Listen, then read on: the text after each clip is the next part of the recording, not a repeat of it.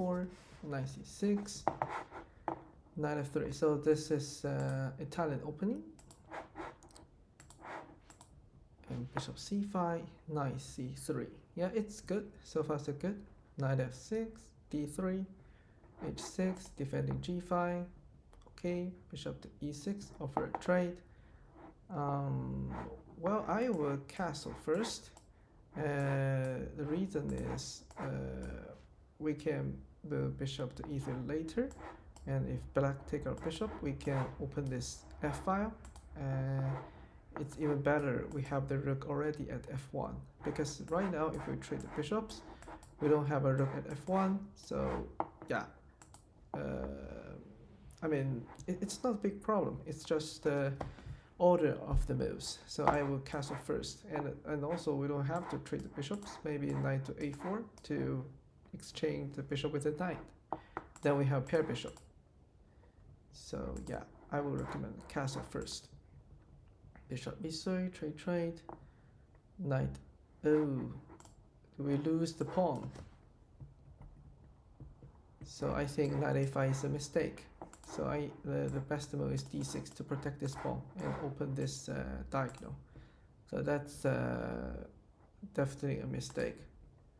And why didn't notice? Actually, we can take the pawn, attack f7. So black has to take that, and we can take that with the knight. So we can still keep the pawn structure complete. So bishop to b3, take d6. Now black realized the hanging pawn.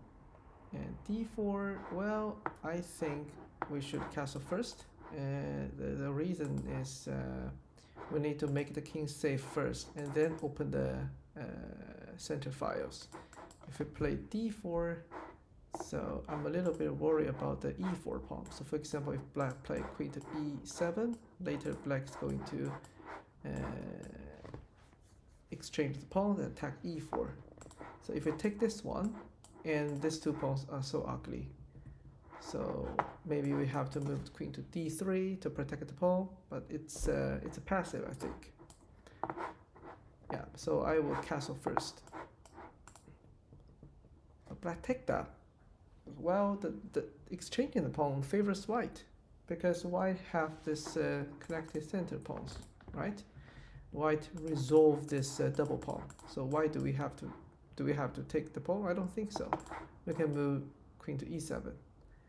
And also most of the cases, if your opponent offer exchange, very likely this exchange favors opponent, and it makes sense, right? So thinking that we should take time to think about, should we accept exchange or keep it as it is. So maybe we'll worry about like pawn to d5, so for example, but actually we can move bishop and c6 to fight the center. So for example, if you castle and maybe long castle, no, long castle is a problem, a6 pawn. You castle as well, and I don't know, maybe b4.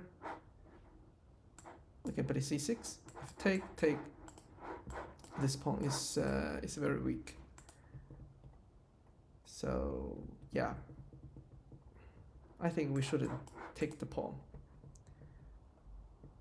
Bishop to g4, queen to d3, castle, this is good, h3, bishop back to d7. So why do we put it back to d7? I think we can put it to h5, and you know what? If we move the bishop to g3, we can attack this pawn, right?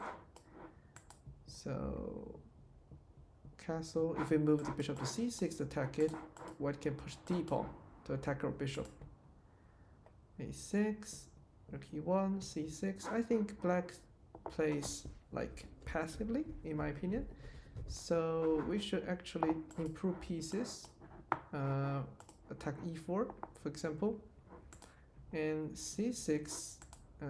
I might ask, what is the purpose of this move? Push d5, but d5 only give us like isolated pawn, because after exchange there is an isolated pawn at d5, and also the c6 won't block our bishop. And white play e5, take, bishop to e6, knight e4, queen to c8, why don't we move the queen to the center?